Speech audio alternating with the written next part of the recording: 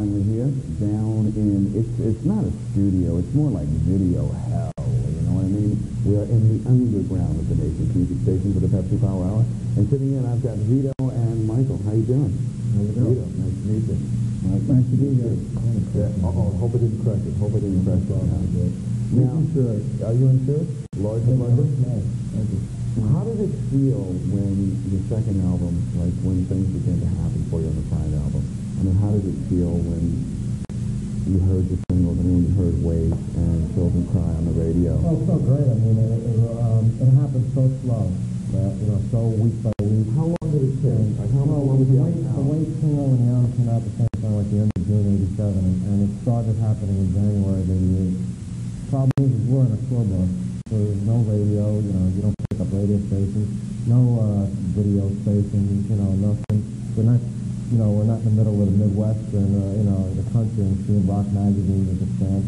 So we didn't see any of it happen. We just heard it by phone calls and stuff. It was like climbing and never singing. We didn't get it for free. It was not an overnight success. It took quite a while before we even saw anything. I mean, the first half year after the album was released, we've only put down like 80 to 100,000 copies. And then suddenly when Wave started booming, we started doing like 1 million in a month. And we said, oh, whoa, I think that was rocking, And then from there on, it just kept going.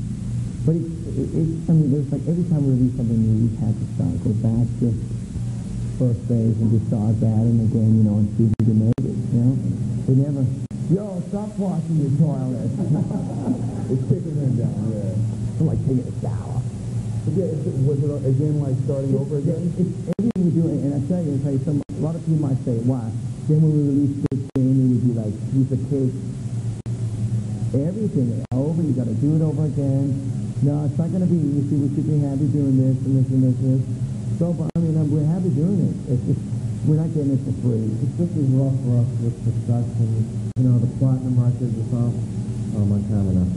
All the platinum records, the success, the arenas, everything. We have the same problems that we had when we were a little club band, So, a lot of bands look at us and say, well, we have to do this, struggling in a club, and then we're struggling just the same, We can do it in bigger places. People might think it's so much easier for you now. No, I'm saying, if you're up there selling 10 million records, it probably gets a little easier. Tell me, when you were out on the road during that 18-month period, had you already started writing material? Had it begun to happen for you? Because nothing took off till like February of '88. I thought I was getting hints from people that we were going to have to do another record. That album was a bomb, a failure, done with, forgotten about. We started putting material together, and then all of a sudden it cracked open. And all of a sudden we were getting tours and tours. We knew we were booked sold, for another year on the road. So we had that year to get the stuff ready. Well, Vito always sits and plays a lot before the show warms up. He comes up with lots of ideas. But from my side, I just completely ignore it. When I'm on the road promoting one album, I do not worry about what's ahead of me. Because it's like, as soon as you start worrying, it's like you're letting the past go. And I wasn't back at this, like saying, no, anything. A lot of stations that had no idea as to who or what White Lion was. He's really taking I know, isn't he really? Tell you what, why don't we go there? Let's go see the track. Let's go see the track off Pride. Wait, this is where it all began to happen. And hopefully that guy will be out of the bathroom right now. We got to Wait, White Lion on Much Music. We'll get him out of town. Get him.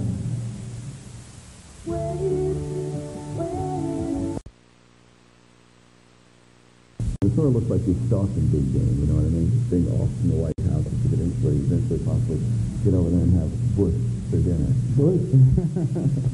All right, now let's talk about the album, the Big Game album.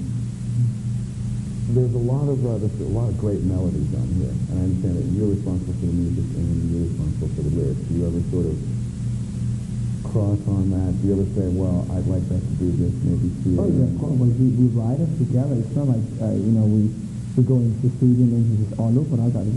No, I did Vito as, when we did the Fight to Survive album, we did different way, and when we did the Pride, we did it different.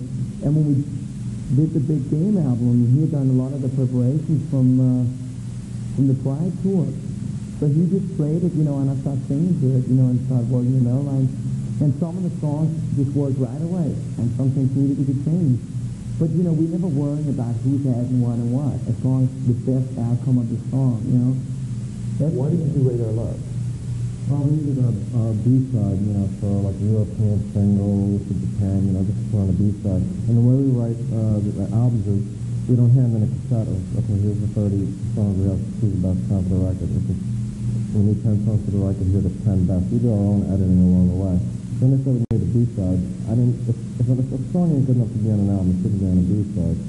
So we stuck without a song, basically. It's that simple. And we just decided, let's do a cover tune, and Mike said, let's do it all over. What happened was the week before we went to the studio anyway, we wanted to put, you know, about to do anything half. Yeah, that's the other thing. I mean, we prepare like months in advance to do an album. And then the week we start recording, they say, we need another song. It's like, no way, you know. So we decided, so it was real special. It's not like a song we played in clubs for years, you know.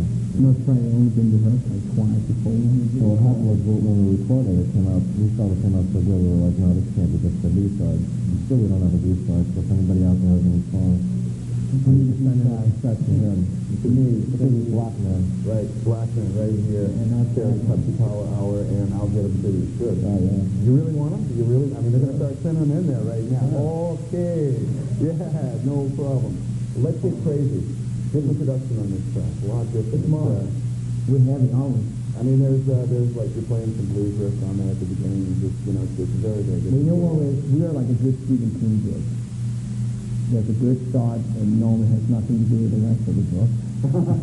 Then you get really into it, and then when you think you know the plot, it just exactly. We don't have a concept. We musicians, we like to play music. We like to do different things within the borderlines of what we call the white line walls of rock and roll, which are really broad. Well, that includes tracks like Cry for Freedom. Exactly. And for those people that is into rap and we can't satisfy them, well, I mean, it's not really our problem. There's plenty of music for everybody out there.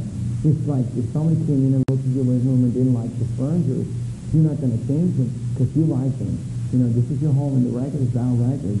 We're very happy with it. It's everything we wanted to do. And we like to do varieties. We're not a cult-following band. We're not an ACDC kind of band that has a very distinctive sound in every song, like 3 chords, you know. We like to do different things, you know, and that's the kind of band we are.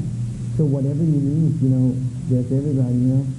We're probably closer to like a Queen in variety of songs that we maybe actually introduce it, you know. What other videos can we expect? There's going to be one on Radar Love. We're going to go out Radar Love. That should be out in a few weeks. We've got one, How to Dress as a Rock Star. Now, we passed that. We just filmed Radar Love before we started with Cinderella, going to California desert, and those people were into fast cars, racing away from the cops, and just motorcycles, bikes, and stuff like that. It's like a mini movie. Cry for Freedom. When are you going to do a video for that? It's too soon for, Is it going to be a single, do you think? Yeah, it'll probably be a single. Yeah, we'll keep it there, so be careful. And the current single is called Little Fighter. Little Fighter? Tell us about this. Go ahead. Go ahead. No, it's your turn. Isn't that an argument?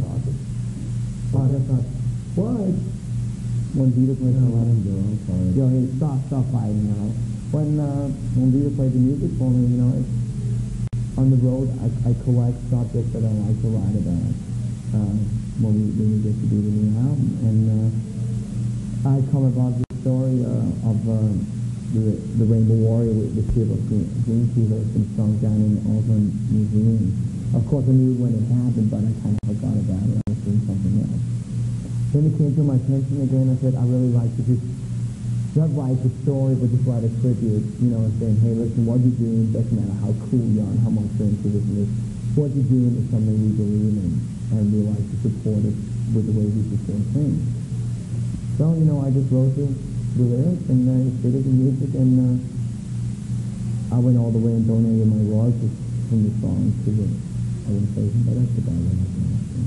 It's a nice little song. We like it. We hope you like it too. All right, well, let's take a look at it. Thanks very much, guys, for stopping by. Oh, it's a pleasure. Thank you very much for welcoming us back into Hey, all the time. Canada. It's great to be back. Where'd you get that thing? I got this, actually, someone gave it to me for my birthday. What do you think? Not bad? I don't know what it means. Well, I mean, it's just, instead of Batman, it's Black Man. I figured, hey. Oh, Black Man.